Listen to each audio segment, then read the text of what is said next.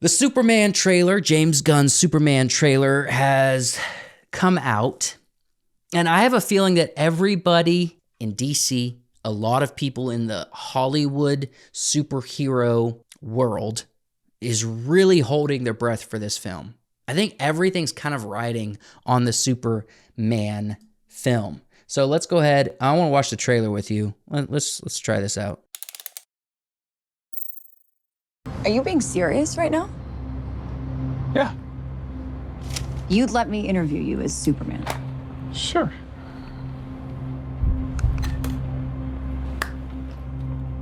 Ready? Let's do it, Cronkite. Superman. Miss Lane. Hey, Recently, I'll say this. Come on. I like the way he's conducting himself.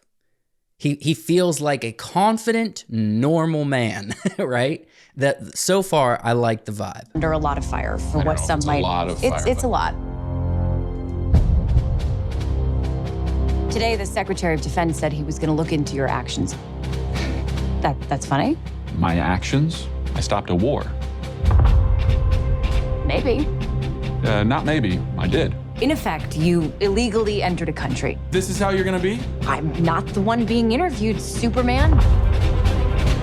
Did you consult with the president? No. You seemingly acting as a representative of I the wasn't United States representing will cause anybody more except for me. problems around the world. And doing good. I love the buildup of this trailer. The start with a very casual, very kind of one-on-one setting. We know we're going into a Superman story. We're curious what's going to be the story behind this. It's leading up to something. As she's questioning, the tensions are rising, not just with the music and the sound effects, but also the visuals. And it's starting to show us a little bit of what's going on. It's telling a story, right? It's telling a story and it's building to something. I'm really liking it. I would question myself in the same situation and consider the consequences. People were going to die.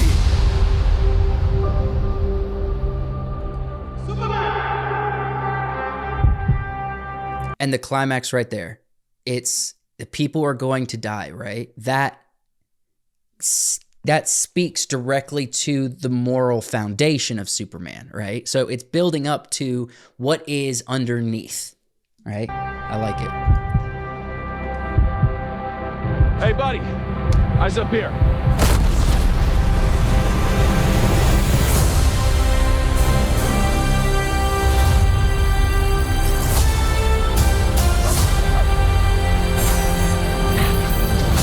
Your choices,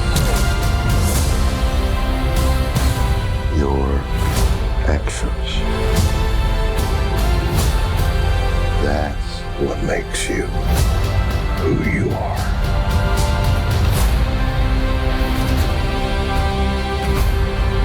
There are so many characters. He's not a man. He's an it. He's somehow become the focal point of the entire world's conversation. Soundtrack is awesome. I will not accept that. I cleaned your boots. I'll go get them for you. What?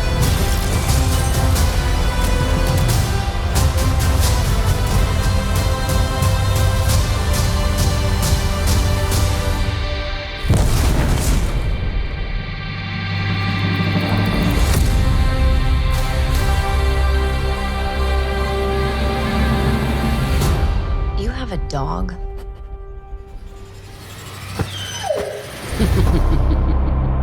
July 11th.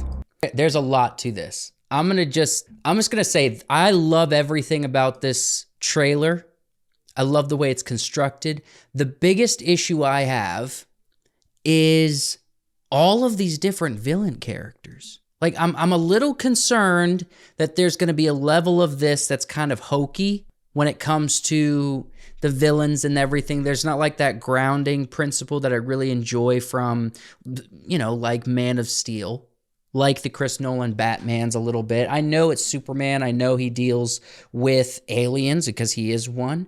But I'm just saying there's a lot going on with the villains that I'm seeing in this trailer, and I'm a little concerned about that because if it gets too spacey, and I don't mean like just space, but like if it literally gets too disconnected from reality, then it's asking a little too much for believability's sake, right? Like the giant, whatever that thing was, the giant monster here, I don't know what I think about it. This right here, like that just in a city, there's a lot on this film. I think it's actually going to do really well. I do think it's actually going to do really well because James Gunn tends to deliver fun, relatively emotionally, well-told stories. It has a lot of heart to it. Guardians of the Galaxies. I don't think his stories have like a crazy amount of depth. I think they can be very funny. I don't know that he ever makes awesome movies. I don't think I've seen anything that James Gunn has done that I thought was just awesome, but nor do I see a lot of stuff that he's done that I'm like, that's just a bad film either. So it's kind of this middle of the road that tends to do well for the global audience, that tends to make a lot of money, but is not necessarily the best in the game. One thing that James Gunn, this is like 6 or 5 months ago, I saw this. This is like his rationale. He's approaching Superman, what he thinks is going to be interesting about this particular Superman story. I don't think we've ever seen the big science fiction Silver Age Superman aspects that we have in our movie, and we've never seen we've never seen this. You'll see when the movie comes out. Okay. We've never seen this specific part of Superman's life. Okay. I spoke. Nick Holt just did the podcast the other day, so we talked a bunch about, of course, Superman, and the casting experience. I don't think we've ever seen the Lex like that. That Nick is. That the Lex Luthor. I am very interested. I think Lex Luthor is for Superman. Lex Luthor is a super interesting arch nemesis. It's really cool. So I am excited to see how Lex Luthor plays into all of this, and at what point in the story of Superman are they entering the story, right? Are they popping in with flashbacks? I don't know. He's imposing. You go, oh, fuck, or Superman. That's the thing that we never see. You don't, and not in film. Sometimes in the comics you go, oh, Superman's fucked because Lex is so smart and so good at what he's doing. Right. But in the movies you're going, Lex is about to get fucked. That's a really good point. Yeah, I would say that when it comes to Superman, Lex, in the stories that I've seen, Lex Luthor is always kind of relying on like good timing to kind of get the upper hand. But really, Lex Luthor was always about, he's just way too smart. That's why he is the ultimate villain to counter Superman, is because he's really smart. And every Lex Luthor is kind of portrayed as like, yes, he's smart, but also he just has really good timing. You know what I mean? He gets lucky a few times, gets the upper hand, but never just kind of like just smart. Like, he doesn't have to try too hard with Superman because he's just way superior in his intellect. This is kind of why I think that everyone's watching this film. Although I think this is probably going to be $1 billion superhero film, which in some ways I kind of want it to just perform slightly okay if it's a good film. If it's bad, I want it to flop, obviously. I don't want to prop up and give false data. If it's bad, I want everyone to know it and express it, and I want them to hurt when it comes to income.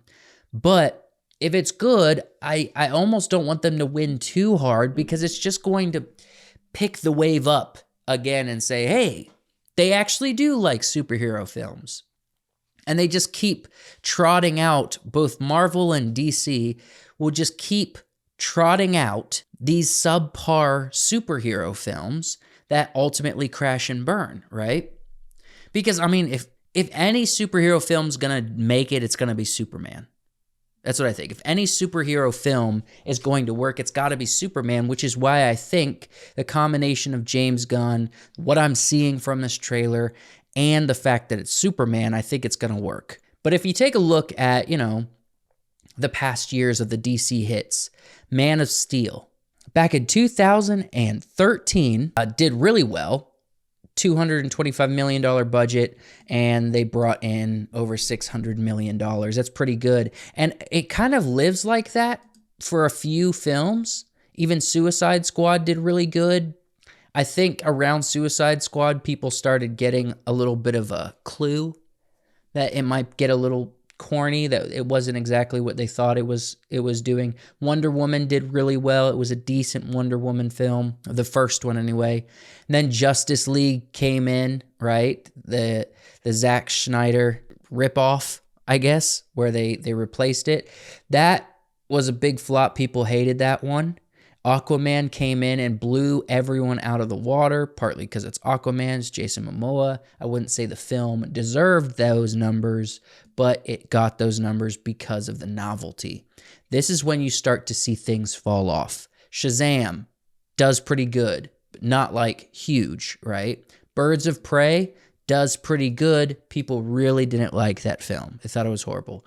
Wonder Woman, all right, didn't even bring in the full budget. And this doesn't include marketing, by the way. This is not marketing. So that's a flop. Then you have the Suicide Squad. I guess this is the next one. I think the one with the Punisher, probably, I guess. Yeah, 2021. And it doesn't break its budget, okay? So it flops. You have Black Adam. Barely gets over its budget, so they're kind of breaking even with this one if you consider the marketing budget for Black Adam. Shazam, Fury of the Gods, again, breaking even, a little less than with marketing. The Flash, we're just struggling here. These budgets are inflated and they're not bringing in the kind of money. And then you have Blue Beetle, where they did less than breaking even again. And then Aquaman and the Lost Kingdom, where they did about double, I guess, what the budget is, but maybe a little bit less. They probably got about 90 million from that film when it's all said and done for the box office, the global box office. So with that said, we've just had flop after flop after flop, when way back in 2013, 2015, 2016, and 17, we were seeing hits. In 2018 with Aquaman, everything was going good until all these recent films. So with that, they brought in James Gunn to say, hey, we need someone to save us because we keep producing flops.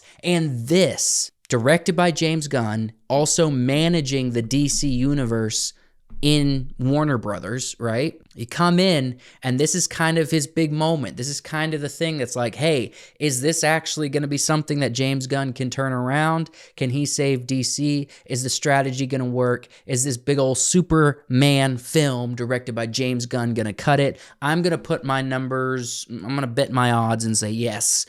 This is probably, like, this could be a $1 billion film. I think it has a high probability of being a $1 billion film. Maybe make more than, say, Aquaman. I think it has a potential to be bigger than Aquaman. The problem with that is, will people get out to the theaters and watch this? And will people watch it multiple times? That's where the real question is. And if this does fail, then I don't think anything can work, if I'm being honest with you. Because how do you not... If you can't make Superman work, you can't really make anything work.